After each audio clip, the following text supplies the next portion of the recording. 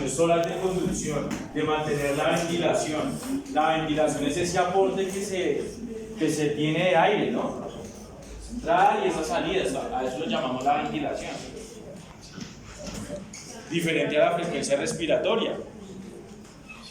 Son términos diferentes y que hay que asociarlos. Eso es como un conducto de aire, en el cual, pues finalmente no se va a llevar ningún intercambio gaseoso, sino hasta que llegamos a los alvéolos, ¿no? Y veíamos que los alvéolos están contenidos en los sacos alveolares. Entonces, que los sacos alveolares contienen varios alvéolos, más o menos contienen de 8 a 16 alvéolos.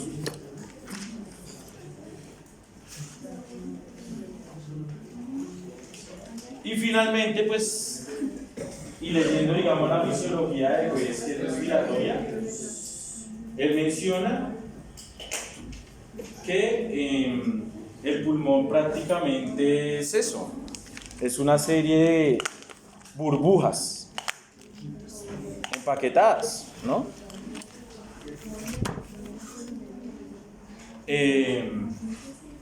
Y tenemos también, Borón nos muestra la imagen de la barrera hematoalveolar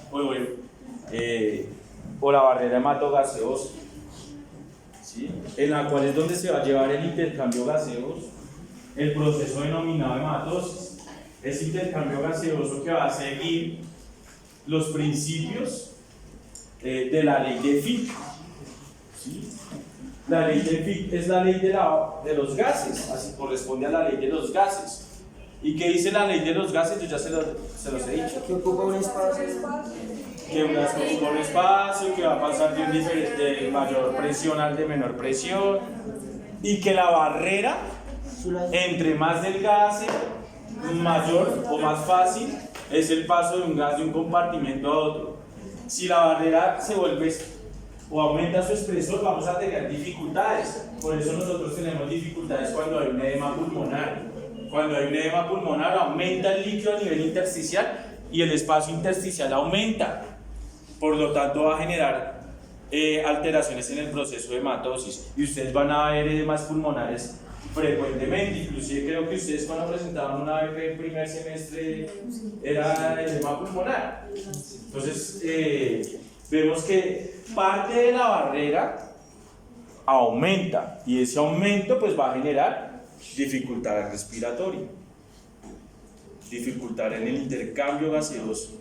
Vamos a encontrar un paciente cianótico con coloración azul. Y no hay acción de que ese gas en el espacio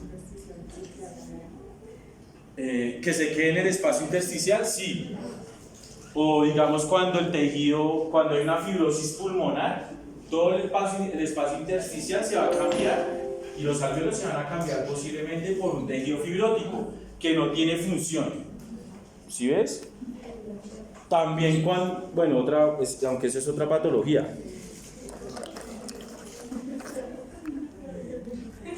Pero entonces, digamos, ese espacio es muy importante. Cualquier alteración en los componentes de la barrera va a generar alteraciones en la hematosis. Por ejemplo, digamos, si hay alteración en los glóbulos rojos, ¿sí ves? Si hay una alteración en el endotelio vascular, también va a generar ese tipo de problemas.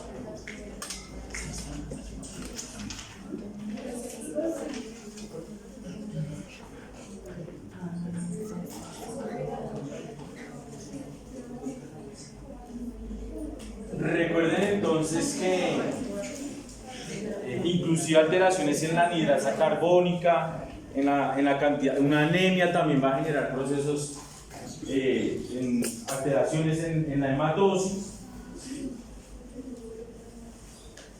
Entonces es muy importante tenerlo en cuenta, estas vías aéreas.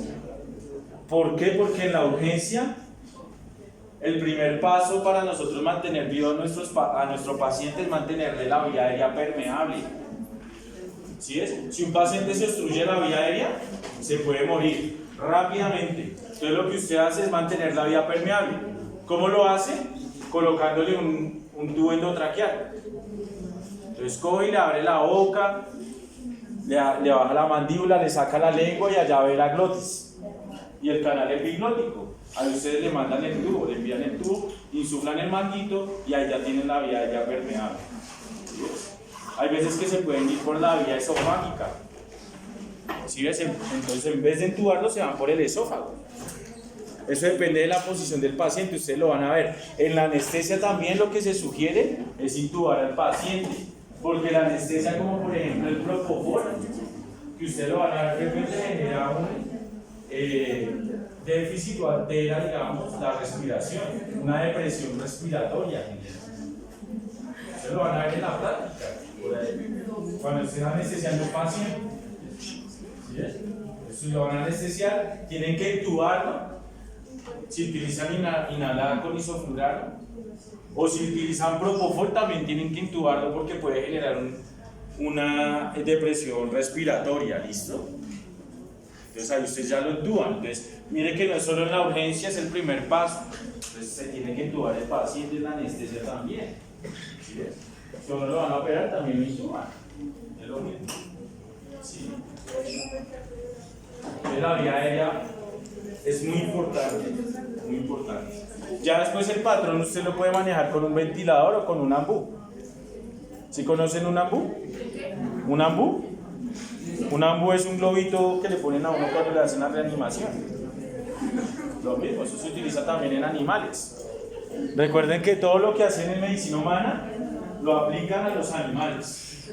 ¿Listo?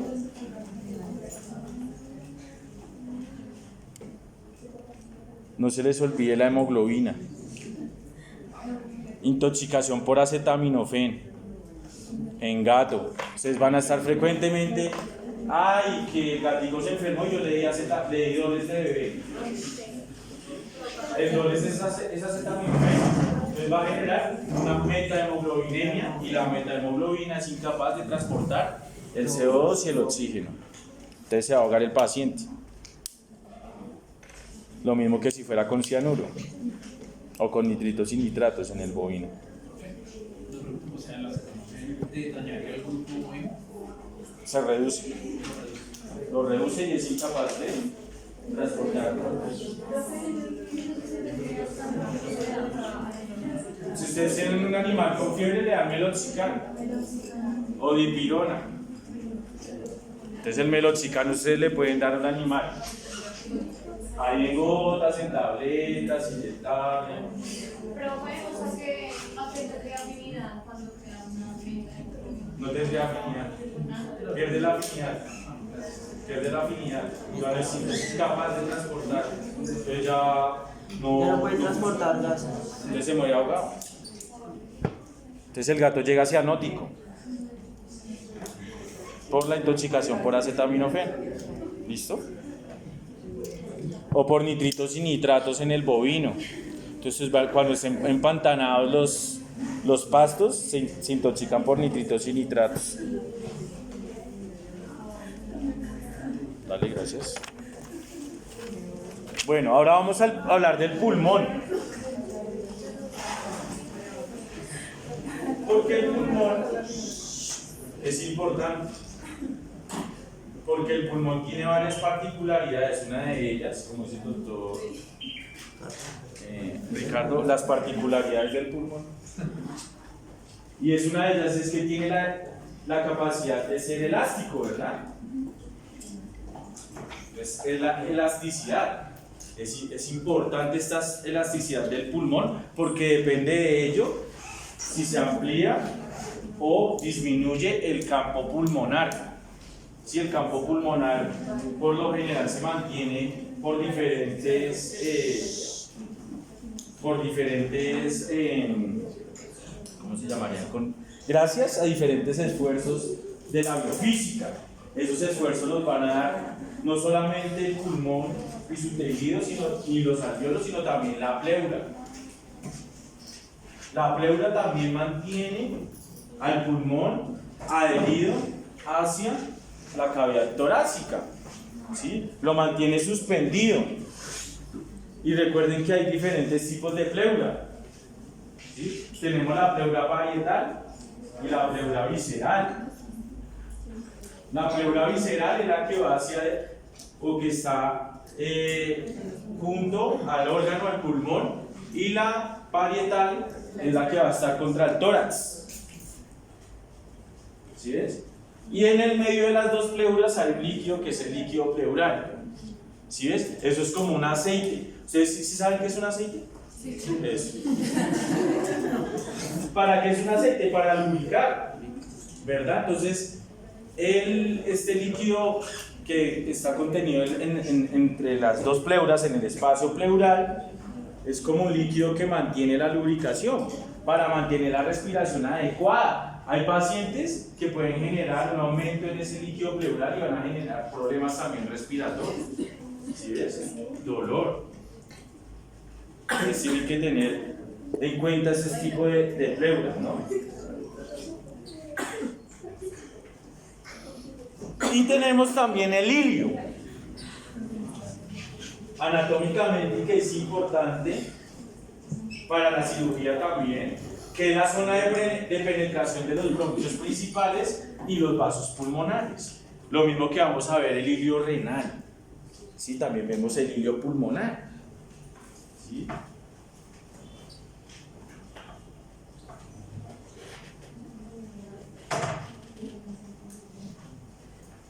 Es importante, por ejemplo, cuando ustedes van a intubar a un paciente, o ustedes no piensan que van a intubar a un paciente. Entonces tienen que intubar a un paciente. Tienen que medirlo, la tráquea, ¿no? Porque ustedes cometen un error que a veces se van por un solo bronco y dejan el otro área, la otra área sin estar permeable, la obstruyen. Se van por un lado nomás, por no medir la tráquea. Hay que medir la tráquea. Si uno más o menos hacia el cuello y pone la sonda endotraqueal y más o menos sabe hasta dónde va. Es frecuentemente que le pase eso al veterinario, se le va por un lado, o en el humano.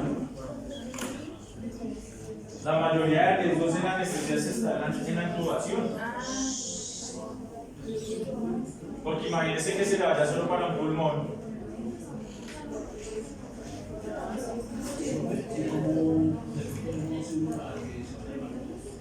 No lo deja en la tráquea. Se lo tienen que dar es en la tráquea. Por eso se llama endotraqueal. Pero hay veces que se lo mandan y se le van a hacer por un bronquio. Y queda el otro sin percibir. Entonces es complicado.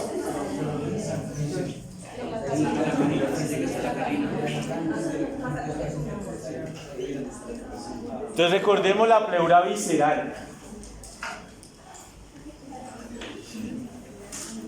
Muy importante la pleura.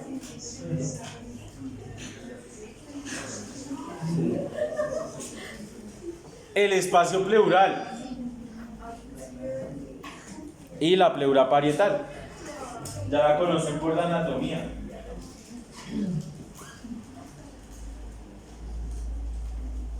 La pleura visceral es la que está en contacto con el pulmón. El espacio pleural está entre las dos pleuras y contiene el líquido pleural. Y la pleura parietal es el que está contra la cavidad torácica.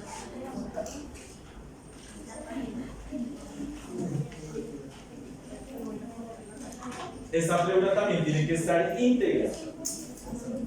Si hay una pérdida de la pleura, pues va a haber problemas. Profe, el espacio pleural es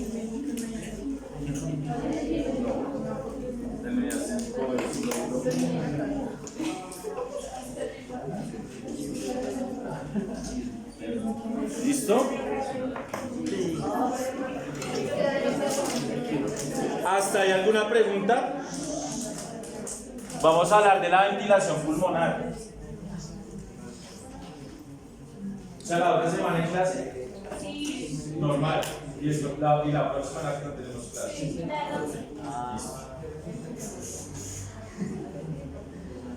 Listo. O sea, que quedan 3 clases y terminamos respiratorio y comenzamos a equilibrar lo básico. Vemos renal de últimas. En la ventilación pulmonar debemos llevar a cabo algunos principios de la ley de Fick, en la cual habla del gradiente de presión. Entonces, ¿qué habla esto? Que el gas va a seguir el gradiente de presión. O sea que va de un espacio que tiene mayor gradiente de presión o mayor cantidad hacia uno que menos tenga, ¿verdad? Entonces, como el aire atmosférico de algún modo tiene mayor cantidad de oxígeno que el aire proveniente del pulmón, pues el oxígeno va a pasar por gradiente de presión desde el ambiente hacia el pulmón. Y como el pulmón es más rico en CO2, pues el CO2 va a pasar desde el pulmón hacia afuera, hacia el ambiente, hacia el exterior. Entonces el gradiente de presión es importante.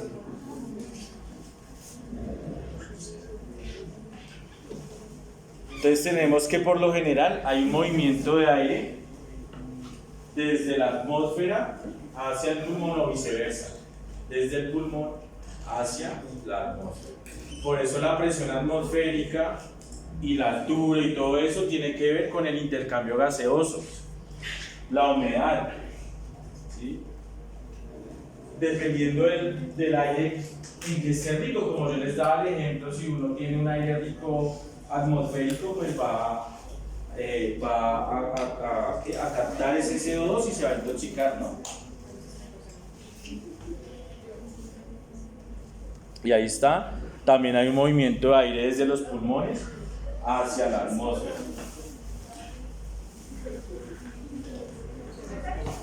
La obstrucción de la vía aérea. Ustedes van a tener obstrucciones de la vía aérea, colapsos traqueales. ¿Alguien sabe qué es un colapso traqueal?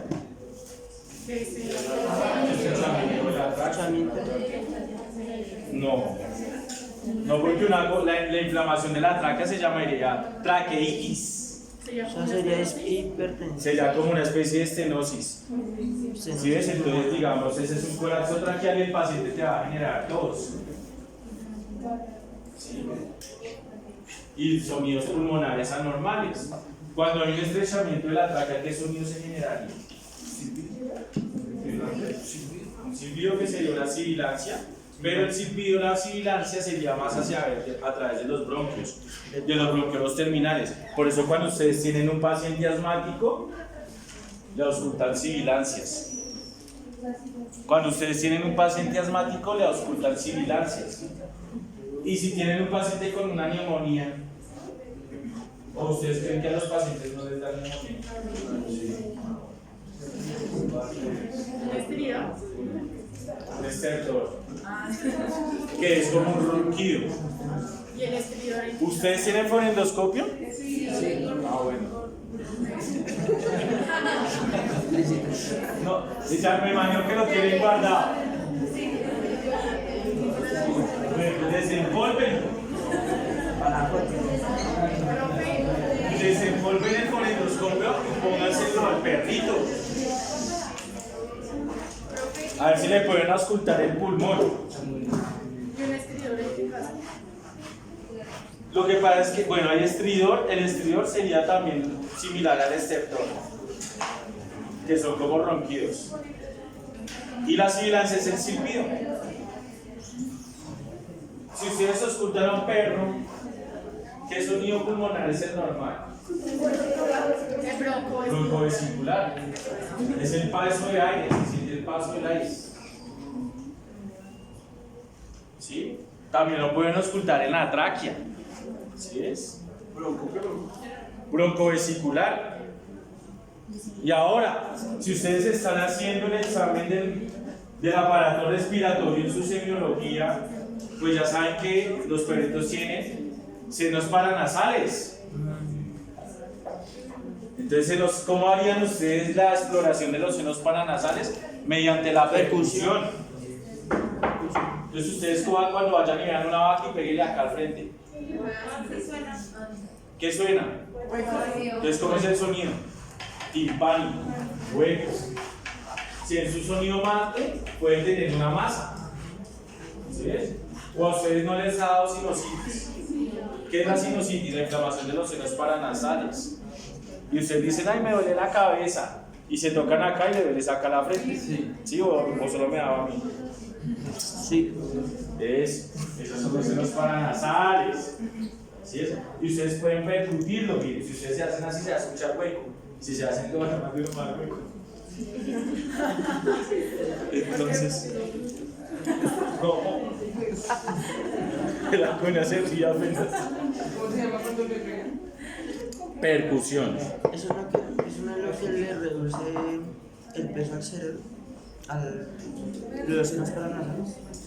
No, digamos los senos paranasales son para calentar también, ¿sí? Son donde va a pasar las corrientes de aire para calentarse y filtrar. ¿Cómo se mueve el aire? ¿Recto? No, el aire se mueve en ondas. ¿O no?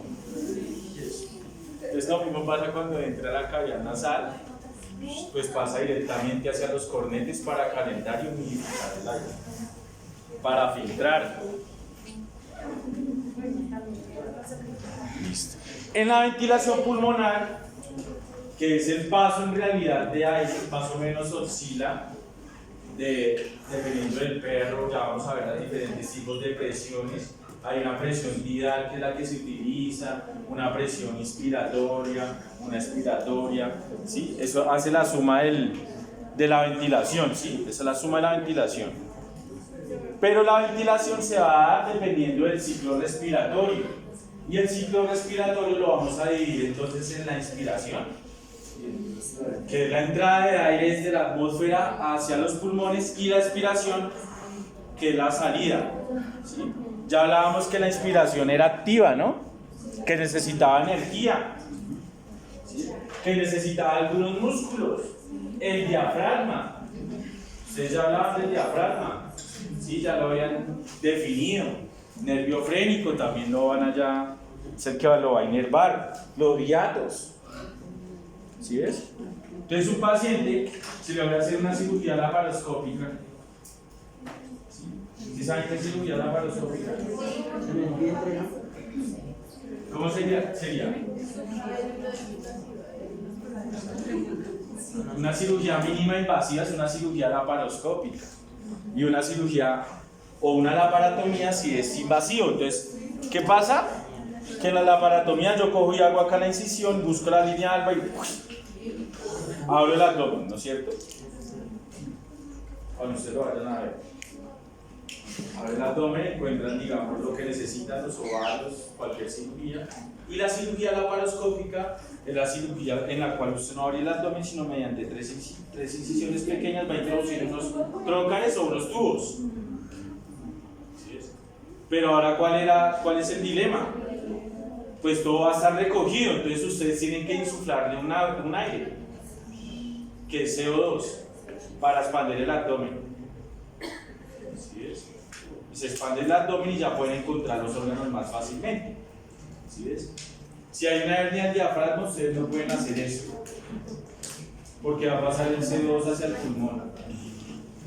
¿Sí ves? Entonces eso es muy importante tenerlo en cuenta. El diafragma, una hernia diafragmática. Ustedes tienen pacientes que son politraumatizados y llegan con dificultad respiratoria y tienen una hernia diafragmática. ¿Sí ves?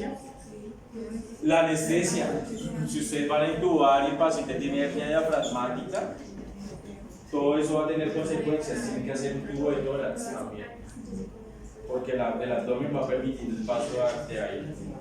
Profe, ¿cómo hacer una hernia sin ecografía? En la ecografía se puede ver la hernia. Pero, o sea, ¿se puede ver sin ecografía? Si llega un perro y tiene una dificultad respiratoria, va a llegar y le van a decir: doctora Tobar, al perro me lo acaba de coger un carro. Entonces llega la doctora Tobar y ve que el paciente, ¿cómo evalúan ustedes el tracto respiratorio? Inicialmente lo ven con la visión, lo ven, ¿no? O sea, ustedes lo evalúan visualmente. No necesitan ni desempolvar el fonendo. De verdad. Si quieren, déjenlo todavía empolvado. No, usted, si el paciente le llega a usted con una dificultad respiratoria, usted lo va a ver. ¿Cómo es la respiración normal en un paciente?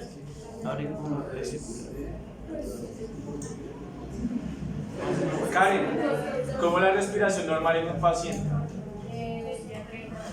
Bueno, esa es la frecuencia respiratoria. y es de 30 a 60. Ay, Claro. Pero como es una respiración normal, costo abdominal.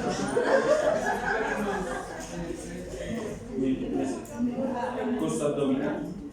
Entonces usted lo evalúa con la visión. Puede que te llegue un paciente atropellado con una dificultad respiratoria y que la respiración solo sea abdominal o que solo sea costal. Ya va a haber un problema porque es costo abdominal. Entonces uno de los componentes en la respiración se va a ver afectado. Entonces digamos, ¿a qué llegamos? A que tú cómo evalúas la respiración de forma visual. No necesitas responderlo aún. Entonces con esa respiración ya el paciente va a tener dificultad. Lo atropelló, listo. Ahora que siguen, lo auscultan. Siguen, lo auscultan. Entonces ustedes lo auscultan. Adicional que si hay un neumotórax, va a haber un enfisema. ¿Sí? Si al perro lo cogió y hay un neumotórax, hay un enfisema. ¿Qué es un enfisema? Abre la piel a nivel subcutáneo. Entonces ustedes tocan al paciente y va a sentirse así como un pergamino, como cuando uno arruga el papel. Entonces tiene un enfisema. O sea que el tórax está lesionado. ¿Sí?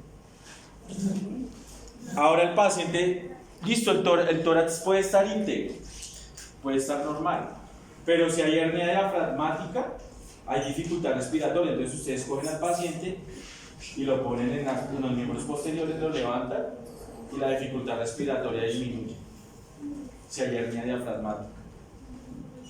Y si lo voltean al revés, o sea, las de cabeza, aumenta. Esta es una prueba que ustedes pueden utilizar para ver si el paciente tiene hernia diafragmática. ¿Listo, doctora? Sí. Entonces ustedes lo ponen en 2 pies. Entonces, mi premio posterior es si es hernia, por gravedad el órgano baja, le aumenta el campo pulmonar y el paciente mejora la respiración. Si lo alzan de cabeza y es hernia diafragmática, entonces el paciente va a respirar aún más con mayor dificultad. Son pruebas que se hacen. Ahora ustedes también tienen que medir la saturación de oxígeno, ¿no? También se mide. Señor, Arias. Entonces, digamos, la saturación ustedes la miden. Si ven, ustedes le colocan un oxímetro de pulso en un dedito, en la lengua, o en la orejita, o en un pliegue, y ya. ¿Listo?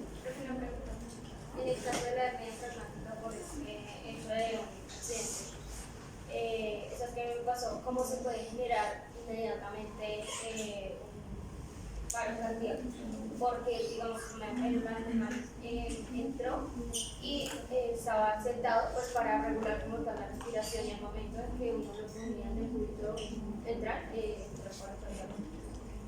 Lo que pasa es que, digamos, cualquier afección a nivel pulmonar me puede generar consecuencias cardíacas, y cualquier alteración cardíaca me puede generar consecuencias pulmonares por la relación que tienen los dos. Entonces, digamos, el problema es que el paciente me va a generar igual un neumotórax, va a haber aire.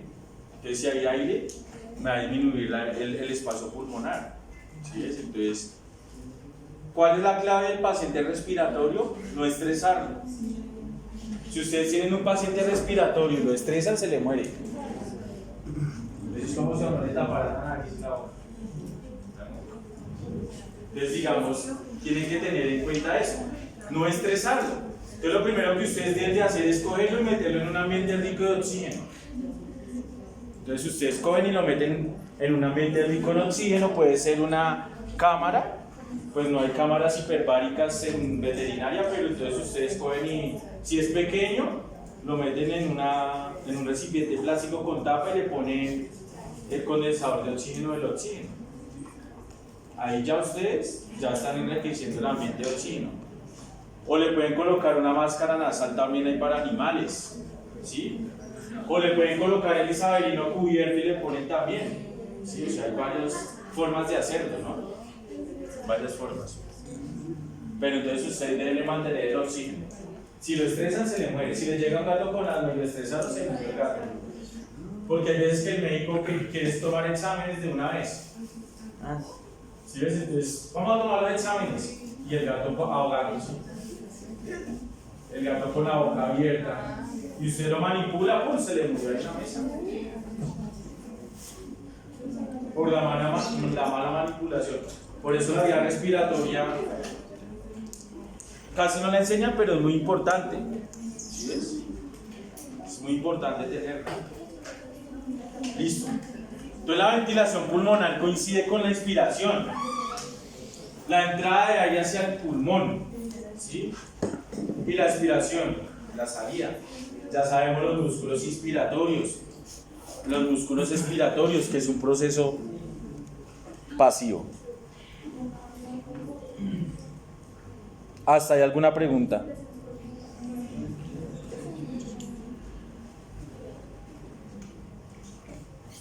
¿Hasta ahí alguna pregunta? ¿Por qué se aumenta la ventilación? ¿O por qué disminuye la ventilación? ¿Ustedes por qué creerían? ¿Se aumenta o se disminuye? La ventilación. O sea, ¿tú crees que mira lo que ella dice. Ella dice que la ventilación disminuye si se disminuye el espacio pulmonar.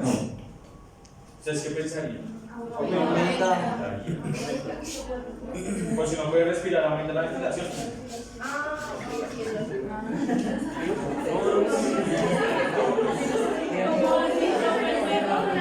Es que ustedes van a ver el perro. Y si les llega un perro así y se ponen a estresar, pues se le murió el perro. O si les llega el gato con la boca abierta. Mira lo que le pasó a él, te pasó, ¿no es cierto? Digamos, tenía la hernia diafragmática, lo medio manipularon y pum, se murió. ¿Sí es? Entonces yo no les hablo mentiras. La respiración es muy importante. Si les llega un paciente respiratorio, pues enriquezcan el ambiente en oxígeno. Si ustedes se ahogan, ¿qué es lo lógico? Colocarle oxígeno, ¿no es cierto? ¿Sí? Si tiene un EPO, ¿le ponen oxígeno?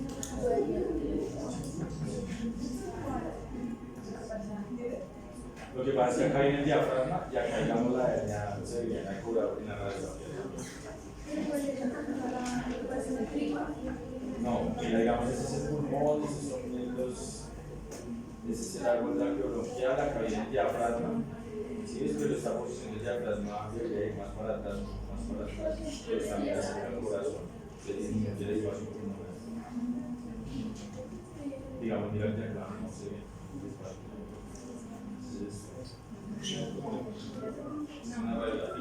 Antes normalmente nosotros evaluábamos el árbol traqueobronquial mediante la radiografía, ahorita también utilizamos la ecografía y también técnicas menos invasivas como la rinoscopía, la laringoscopía, ¿sí? Todas esas técnicas nos permiten broncoscopía. ¿Te cogen un endoscopio? Que no sea rígido, sino que sea más bien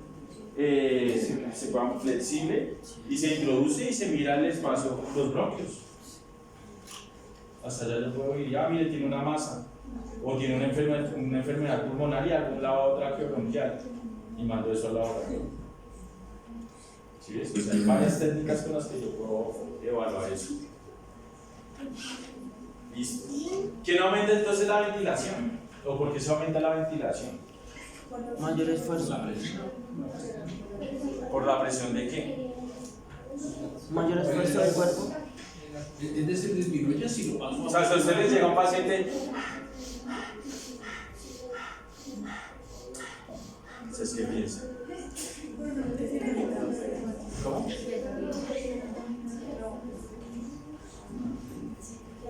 Pero bueno, ¿pero qué pasaría? ¿Por qué tiene aumentada la ventilación? Exacto, porque bajó el oxígeno, o porque aumentó el CO2, o porque aumentó el pH. Ya lo habíamos hablado. ¿Y quién sensa eso? Los quimiorreceptores ahora, los carotenoides, que son los periféricos, o los centrales. ¿Los centrales dónde están? En el bulbo raquídeo. ¿Sí? Eso es fácil. ¿No es cierto, Díaz? Fácil. Listo. Hasta acá preguntas.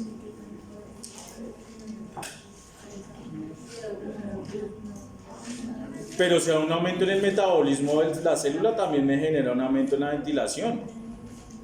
Porque si yo salgo a correr, ¿sí? También aumento la ventilación. Entonces también hay varias cosas, ¿no? Los vasoreceptores son los de la presión. En una reacción anafiláctica, ¿qué es una reacción? Mucho de anafiláctico. Alérgico. Como por ejemplo cuando uno lo pica una avispa. ¿Sí? ¿Usted lo ha picado una avispa? Tiene que tener cuidado porque las que sean alérgicas. Yo quiero probar. ¿No se la ha picado? No. ¿A nadie? Sí, ya que sí. Claro. Por joder el hueco.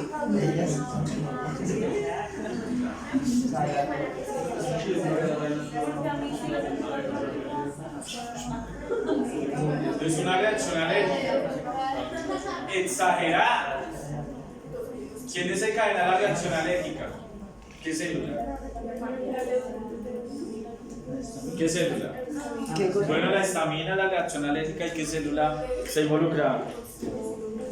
Los eosinófilos. En las reacciones alérgicas están involucrados los eosinófilos. Entonces, una reacción alérgica libera histamina. ¿Y qué hace la histamina? ¿Ustedes se han visto Doctor House? No sé. Eso lo ve en Barney.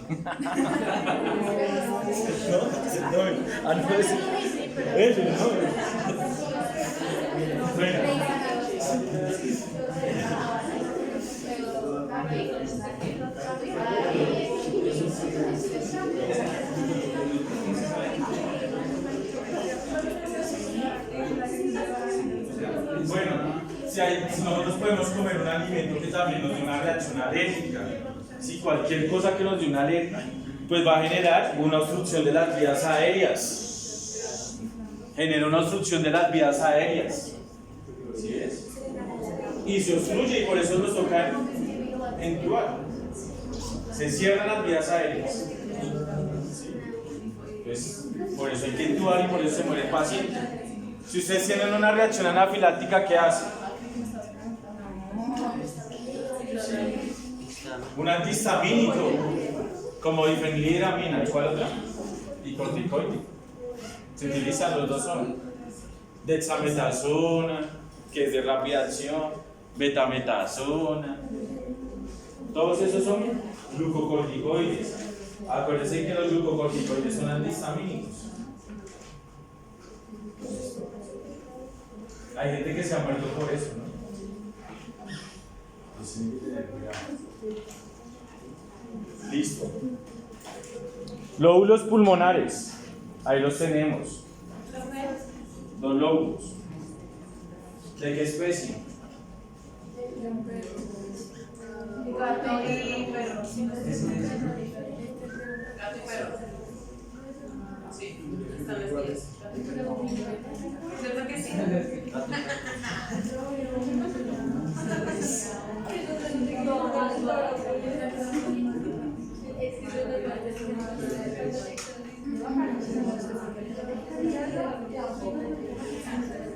Entonces, ¿qué son? De perro y de gato. ¿Cuál es el del perro y cuál es el del gato?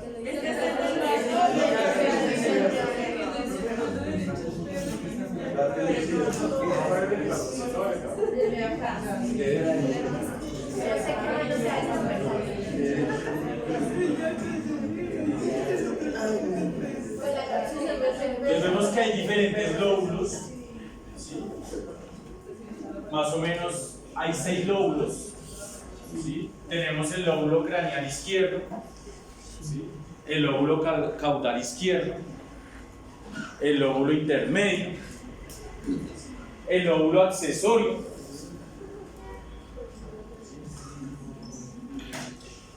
que son muy importantes, el craneal derecho, también tenemos el caudal derecho. En algunas especies vemos que entonces los lóbulos se ven macroscópicamente, ¿no? Esa división de los lóbulos, lo que hablábamos, dependiendo si la ventilación que necesita y la perfusión. Vamos a ver que en el caballo es diferente, ¿no es cierto? También en el bovino y en el cerdo, de algún modo varían algo. Algo también importante que tenemos acá son los linfonódulos asociados. ¿Sí ves? Los linfonódulos son donde se van a... ¿Qué son los linfonódulos?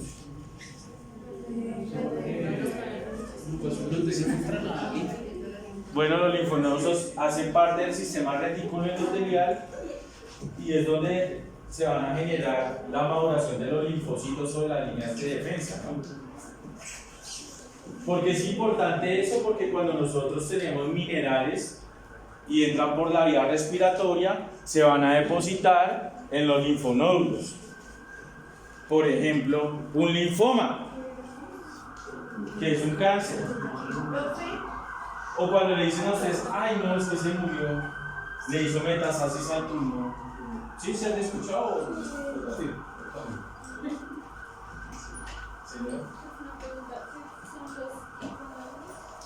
Los linfonódulos hacen parte del sistema retículo endotelial y es donde van a madurar algunas células de defensa, como los linfocitos.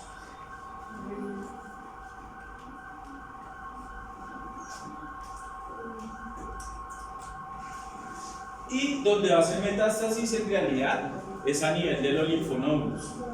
¿Sí ves? Ahí genera el tumor. Es unos linfonódulos traqueobronquiales, o donde se van a ir a depositar las partículas que atravesaron la barrera o el árbol traqueobronquial, se van a depositar en los linfonódulos. Por ejemplo, vamos a ver antracosis, neumoconiosis. Cuando ustedes fuman, bueno, si ustedes fuman, y le toman una radiografía, ¿qué van a encontrar?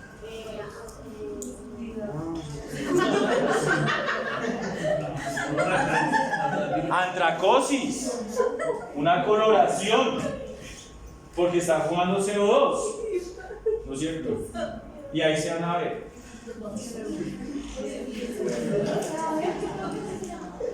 Antracosis, una antracosis, o una neumoconiosis, o una siderosis, todo eso le da problemas a las personas que están expuestas a ambientes con diferentes minerales, por ejemplo los mineros. Los mineros les dan antracosis y neumoconiosis. ¿Se han visto? Acá en Colombia hay mineros. También. O en las minas de carbón, no solamente las minas de esmeraldas, ¿no?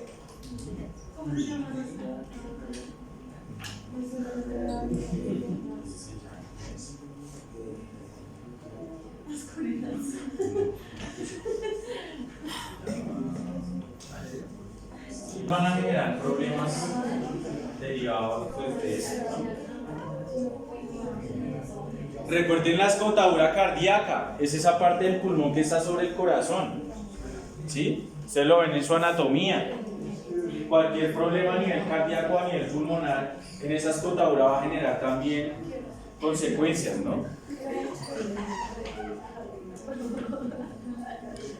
Aquí también vemos otra imagen, esa es de la Connie, de la anatomía de Connie, la que se utiliza.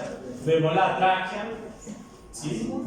Vemos los bronquios principales, luego el bronquio principal, va a venir el bronquio lobular, luego el bronquio segmentario, luego el subsegmentario, ¿listo? Entonces cuando le explique explique el trayecto de una molécula, ¿sí? Que se lo ponen ustedes desde el primero, entonces vale, ¿cómo es? Tráquea, bronquio principal, bronquio lobular, bronquio segmentario y subsegmentario.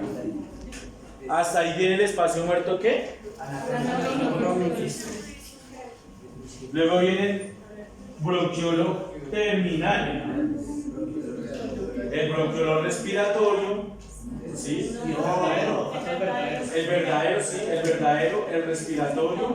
No, primero era terminal, después respiratorio. Así como así. Primero terminal. O sea, el bronquiolo subsegmentario viene el bronquiolo terminal, que es el espacio entre el espacio muerto anatómico y el fisiológico, ¿verdad? Luego Primero verdadero, viene bronquiolo verdadero y el bronquiolo respiratorio. El bronquiolo respiratorio va a estar entre los sacos, los conductos alveolares, sacos alveolares y los alveolos. ¿Listo? De 8 a 16 puede contener.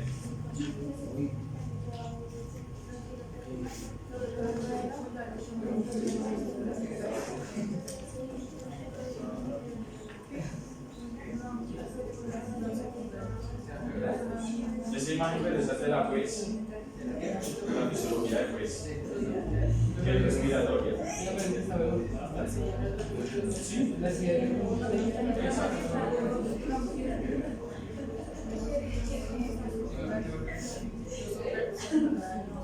¿Listo?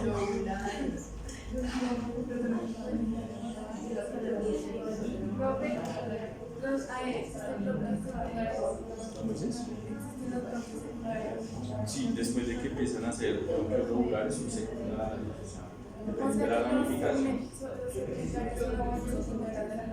Hay unos que son secundarios, luego pasan a ser terciarios, independiente del cariño, independiente de la composición.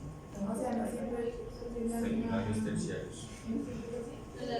Digamos, los mayores, por ejemplo, los terciarios serían secundarios, los bronquios terminales verdaderos serían terciarios.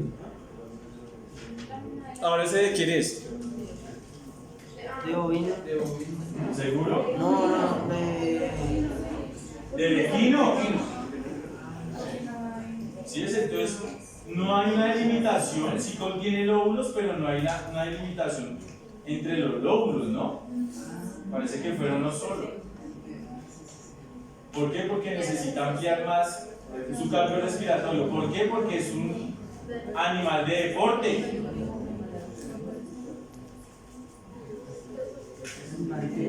¿Ustedes ya vieron el pulmón en anatomía, Julia?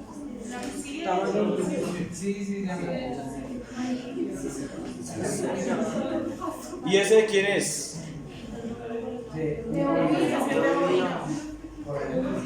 porque tiene ¿Seguro? Sí. Y el lóbulo derecho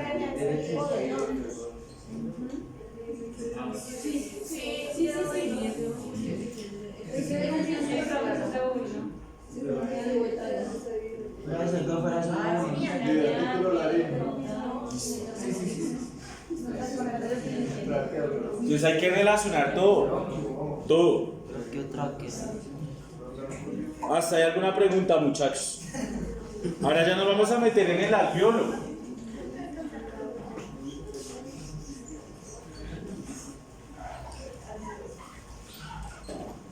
Entonces nos metemos en el alveolo.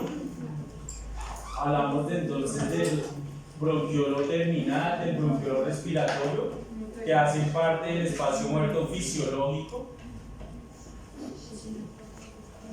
Recordemos que a nivel de estos bronquiolos ya el cartílago va desapareciendo y va siendo más rico en músculo liso, ¿verdad? Por eso cuando tenemos un paciente con una broncoconstricción, el mayor efecto o la mayor broncoconstricción se va a dar a nivel de los bronquiolos terminales y respiratorios, porque son más ricos en músculo liso que el resto de bronquios anteriores, ¿no?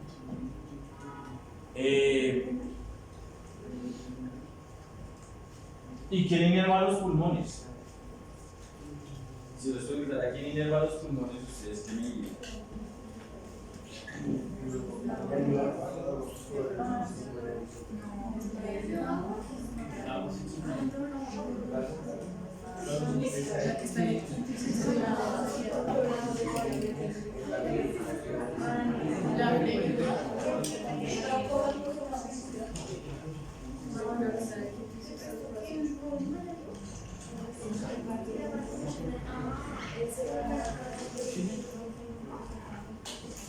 Hay varias vías, ¿no? Son vías somatosensoriales en su gran mayoría. ¿Sí? Porque pues van a generar, digamos, una respuesta dependiendo pues el estímulo que se haya dado. Entonces, si se aumenta, por ejemplo, el CO2 en sangre, pues se da la orden no solamente de respuesta motora para la contracción del diafragma o para la contracción de los músculos abdominales, sino también se da una orden, ¿sí?, a las células productoras de los patrones respiratorios. Células generadoras de patrones respiratorios que están en el bulbo raquídeo.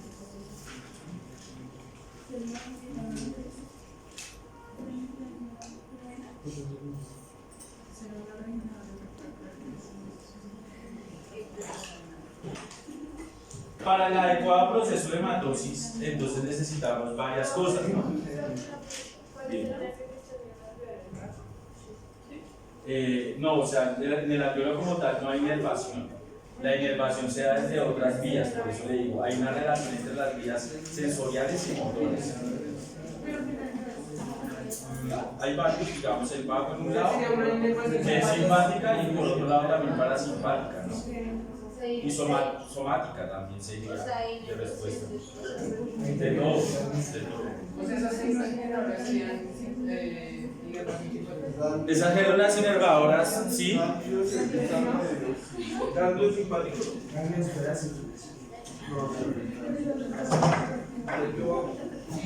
Entonces la vía simpática y parasimpática y la vía somática también tienen que, o son las que van a efectuar la inervación a nivel del tracto respiratorio, ¿no?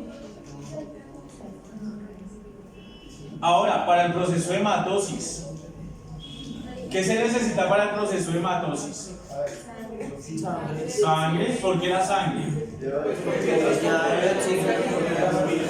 La hemoglobina, bueno, listo. La hemoglobina es la que transporta el oxígeno porque el 95% del oxígeno se transporta en oximoglobina. También, ¿qué más se necesita?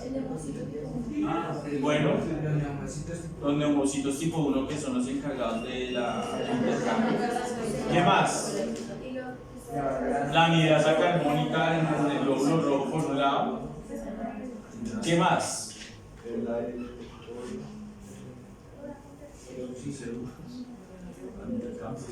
Sí, pues digamos el gas y los gases.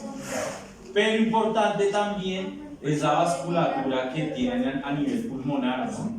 Es una vasculatura, digamos, que va a manejar una presión bastante menor, ¿no? Los capilares manejan una presión menor. ¿Cuántos capilares? Recuerden que por 2 alvéolos pasa un capilar. ¿Sí? Por cada 2 alvéolos pasa un capilar. La presión tiene que ser baja. ¿Por qué tiene que ser baja la presión? Porque acuérdense que los glóbulos rojos van a pasar por el capilar como si fueran en fila y fila. Ese es el intercambio. Entonces eso es importante. También pues las diferencias de las presiones tanto atmosférica como intrapulmonar, ¿no? ¿Hasta hay alguna pregunta?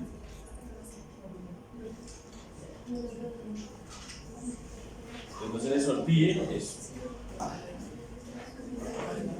Los alvéolos contenidos en los sacos alveolares, ya hablábamos que tienen el líquido surfactante y que hace que no se colapse, y que el líquido surfactante mantiene la tensión superficial. Si se disminuye el alvéolo, el tamaño del alvéolo, ¿qué pasaría? No, digamos que está el mismo líquido surfactante. ¿Qué pasa si disminuye? Si hay un colapso del alvéolo. Menos oxígeno. ¿Qué pasaría? ¿Por qué? No hay intercambio si se colapsa el alvéolo. ¿Por qué? ¿Por qué? ¿Pero por qué? ¿Por qué?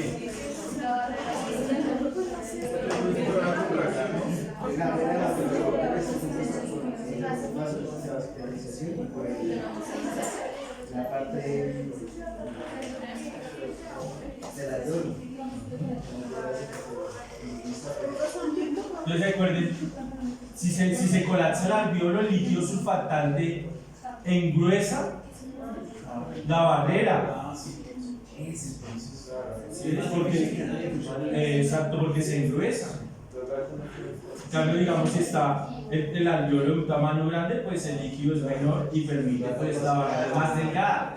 Entonces ahí está siguiendo el principio de la ley de Fick, porque se engrosó la barrera.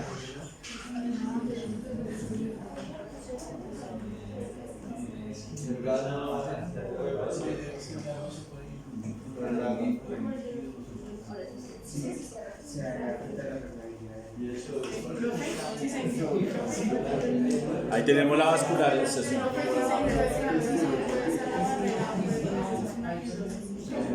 Si se ingresa, y la fibrosis también es el cambio no solo del alveolo, sino del espacio intersticial por tejido fibroso. Se no colapsó.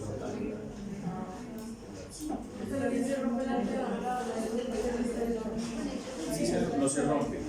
El colapso es que el alveolo estaba hacia el alveolo y se volvió chiquito. Entonces, como tenía un líquido que mantenía su forma, cuando se recogió el líquido estaba en la misma cantidad, pero engrosó su barrera. ¿Qué es eso? Entonces, la vascularización es muy importante. ¿Quién lleva la sangre con CO2 a nivel de la circulación? La arteria pulmonar. Y entonces iba a llegar la sangre oxigenada por la aurícula. Exactamente. Entonces ahí ven, esos componentes son muy importantes. Pero obviamente que dependiendo de la porción, hay varios capilares que están en contacto con el alveolo, con sacos alveolares y con alveolos. Sí, eso es importante. Hay capilares que están en contacto de pronto con una mínima cantidad de alveolos y hay capilares que no tienen contacto con los alveolos. ¿Sí es? Hay diferentes tipos de relación a nivel pulmonar. Una en el cual el capilar está en contacto con varios alveolos.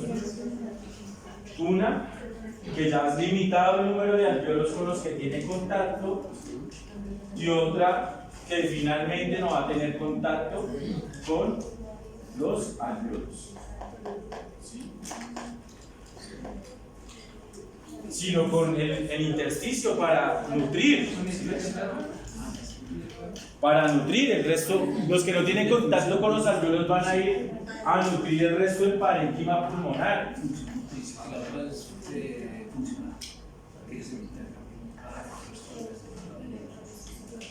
¿Listo? Profe, una pregunta, es decir, que los que no están tan agregados comprobarían el espacio con la mano. Eso no hay. Sí. Exactamente. Porque ahorita que veamos presiones y volúmenes, ustedes van a ver un volumen inspiratorio y un volumen expiratorio. ¿Cuál de esos se utiliza para el intercambio? Respiratorio. ¿Y qué cantidad del volumen inspiratorio se genera para el intercambio? ¿Todo? Entonces, ¿qué es el volumen tidal? O el volumen vital. Es el que se va a generar el intercambio. No todo se va a generar el intercambio. Ahora, ustedes tienen que pensar que eso es como una corriente de aire. Entró el aire y salió el aire. Ah, no, el tidal es El tidal o el volumen vital. No, ese. Entonces ahorita vamos a ver los diferentes volúmenes, las diferentes presiones Es que tidal. pulmonares. Tidal sale. Ah, sí.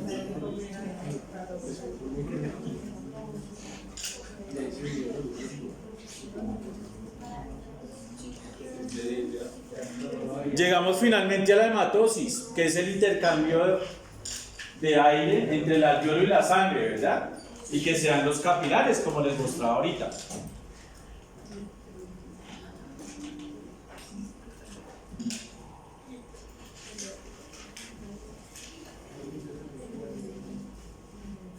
Y para mantener una adecuada hematosis, debemos mantener la barrera hematoalveolar. Y esa barrera hematoalveolar está conformada de la siguiente por las siguientes compartimentos.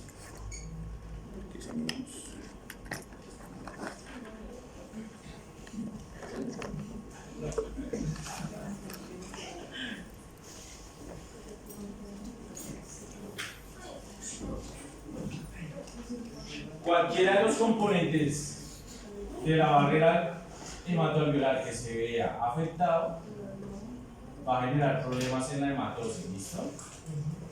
Tenemos el alveolo, su epitelio. ¿Cuál es el epitelio del alveolo? Ustedes que son histólogos. Es epitelio plano simple.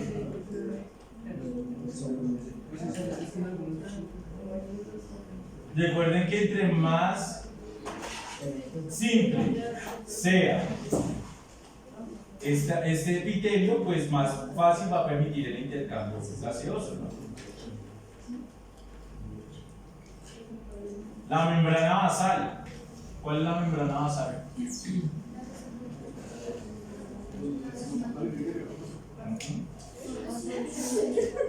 El espacio intersticial.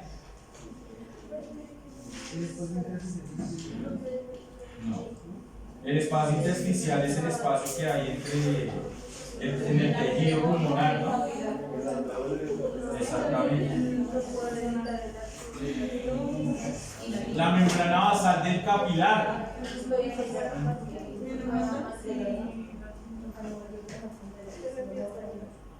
El endotelio capilar y la membrana del glóbulo rojo.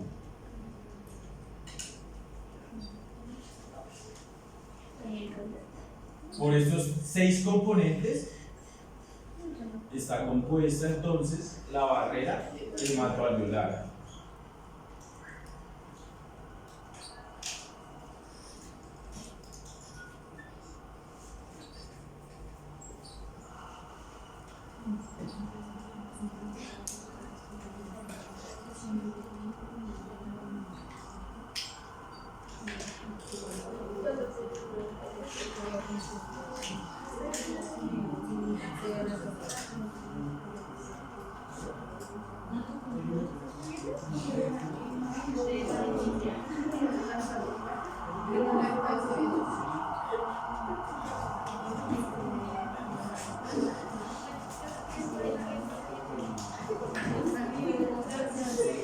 ¿Listo?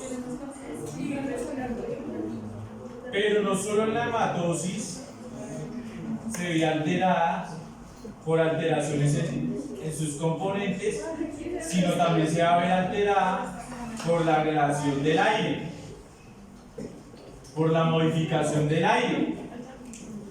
¿Y por qué está compuesto el aire? Oxígeno, ¿qué cantidad? El 21% de oxígeno.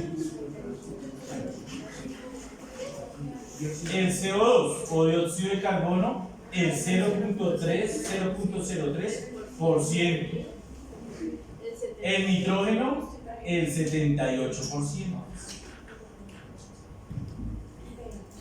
Y otros componentes como el agua, ¿sí? Por eso la humedad también es importante, porque si aumenta la humedad, aumenta el agua, ¿sí? Y disminuye alguno de sus demás componentes. Entonces, entre el agua y la humedad, entre el agua y otros componentes, ocupan el 0.97%.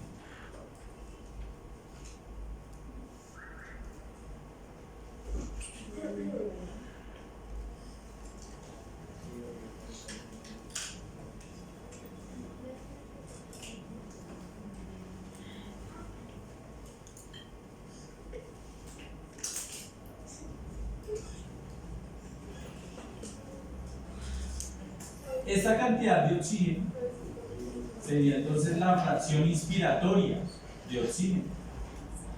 La fracción inspiratoria de oxígeno es la cantidad de oxígeno que yo estoy proveniendo o que yo le doy a los pulmones, ¿no? Por eso yo aumento la fracción inspiratoria cuando enriquezco el ambiente de oxígeno. Entonces yo meto un animalito tiene dificultad respiratoria, pues lo meto en una cámara de oxígeno. Enriquezco la cantidad de oxígeno y esto hace que el paciente capte mayor oxígeno y así se oxigena, como cuando a uno le ponen una máscara, ¿no? Por eso le ponen una máscara directamente sobre la nariz.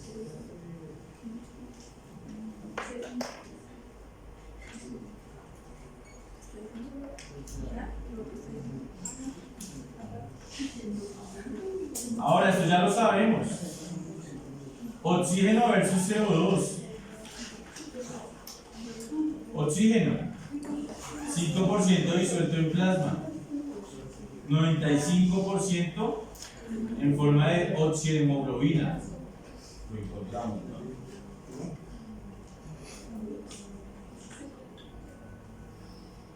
Y el CO2, vamos a ver que se va a transportar el 10% unido a glucosamino,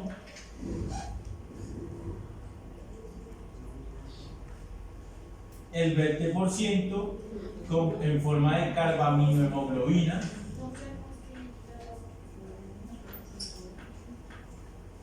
el 70% en forma de bicarbonato,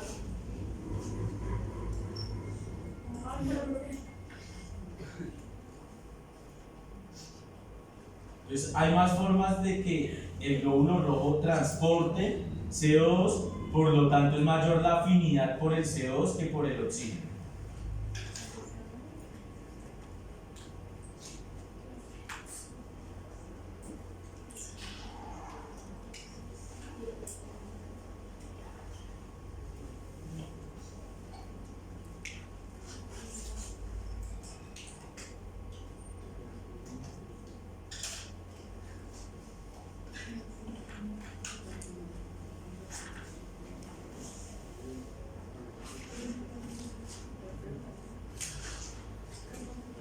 Tenemos que el transporte de gases se da por difusión pasiva y que atraviesa entonces toda esta barrera hematoalveolar antes mencionada, que si aumenta de pronto el espacio intersticial va a generar problemas, ¿no?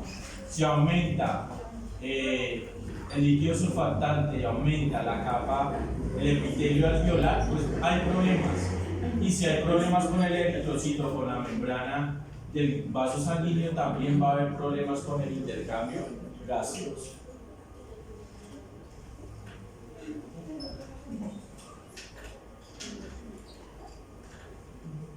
Ahí tenemos las diferentes presiones. Si tenemos una presión de CO2 alveolar mayor a una presión, perdón, esta es de oxígeno sanguíneo, el oxígeno pues entra a la sangre, ¿listo? Si hay una presión de oxígeno alveolar mayor a la presión de oxígeno sanguíneo, el oxígeno entra a la sangre, ¿listo? Y si el CO2, la presión del CO2 a nivel sanguíneo es mayor que la presión alveolar, el CO2 sale de la sangre.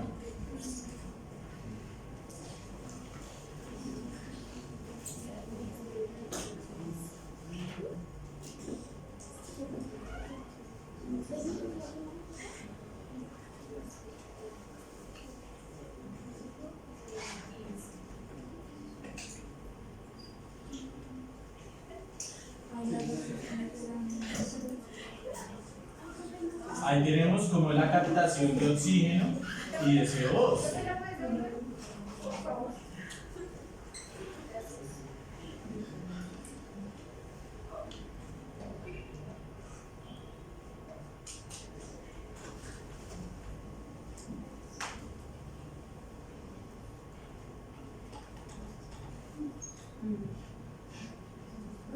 La presión de abajo es de oxígeno o de CO2, presión de CO2 a nivel sanguíneo es mayor que la presión de CO2 alveolar, por lo tanto el CO2 sale de la sangre hacia el alveolo.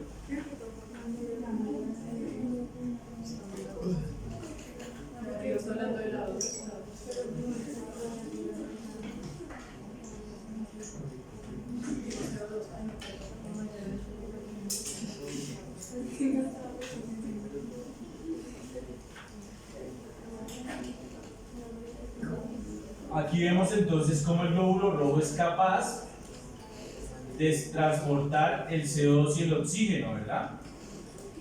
Entonces el oxígeno reacciona con la hemoglobina directamente y genera oxihemoglobina, mientras que el CO2 necesita de acciones de la anhidrasa carbónica, ¿no? No se les olvide. Una porción puede ir disuelta en el plasma, que es la menor cantidad, y una va unido a carbaminohemoglobina y la otra al grupo amino de la hemoglobina. No se les olvide la anhidrasa carbónica, que disocia el CO2 y el agua en ácido carbónico, y ese ácido carbónico se disocia en bicarbonato y el hidrógeno. El hidrógeno es el que finalmente capta la hemoglobina, ¿no? Esa es la forma que mencionábamos anteriormente, que es el 70% que se relaciona con el bicarbonato. No es que el bicarbonato quede dentro del glóbulo rojo, no. El bicarbonato queda en el plasma, ¿sí? El que transporta la hemoglobina es el hidrógeno de esa reacción, que resulta de esa reacción. ¿Listo?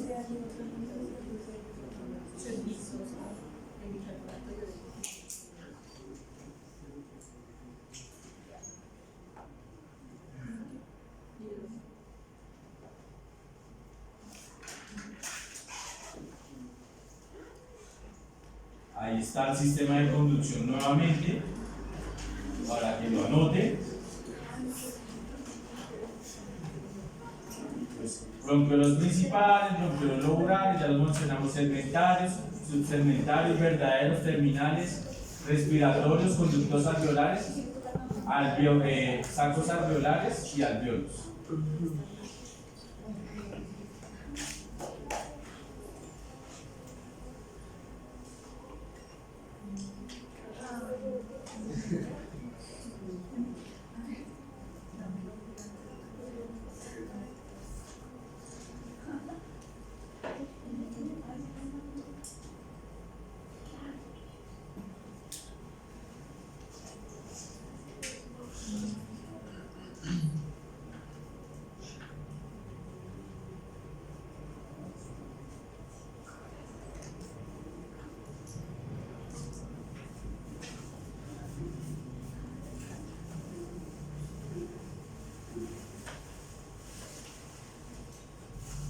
Lo mismo pasa en el tejido, como las células, su citoplasma va a ser con mayor cantidad de CO2, por lo tanto va a salir hacia el lecho vascular, hacia el capilar, ¿no? Recuerden que el CO2 viene de todas las reacciones mitocondriales que utilicen oxígeno, de ahí proviene el CO2.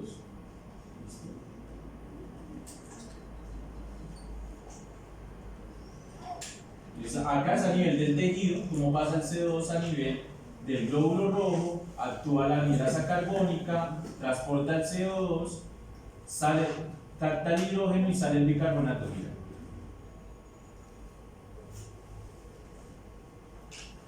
¿Sí? Eso ocurre a nivel de las células, ¿no? Y a nivel del alveolo, mira, ocurre lo mismo. El plasma rico en bicarbonato, se capta el bicarbonato, reacciona con el hidrógeno, ¿sí? Se convierte en ácido carbónico y finalmente sale el CO2 y el agua.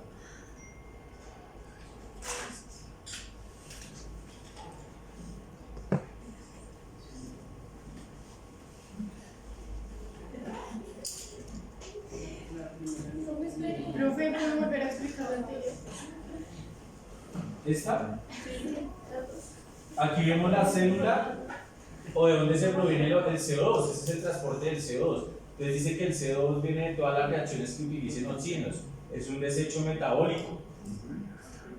Tiene la capacidad, como es un gas volátil, de atravesar el citoplasma y finalmente atravesar el endotelio vascular y llegar al glóbulo rojo.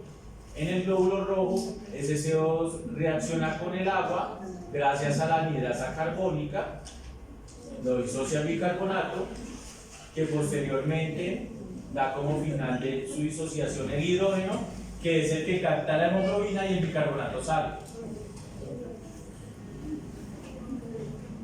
Y se fue el CO2 en forma de bicarbonato supuestamente. Cuando llega al pulmón, entonces llegó el mismo glóbulo rojo cargado con el hidrógeno, pues entra el bicarbonato al glóbulo rojo, reacciona con el hidrógeno mediante la anhidrasa carbónica y se disocia nuevamente hasta finalmente obtener el CO2 y el agua.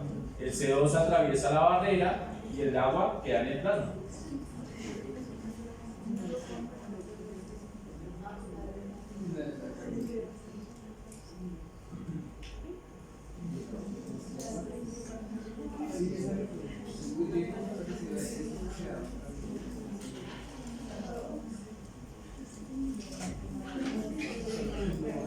¿Hasta hay alguna pregunta?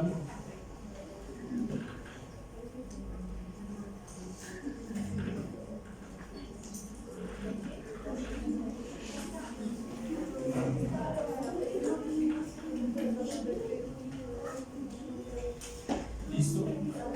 Tomen un break, muchachos, que lo veo como hablando mucho.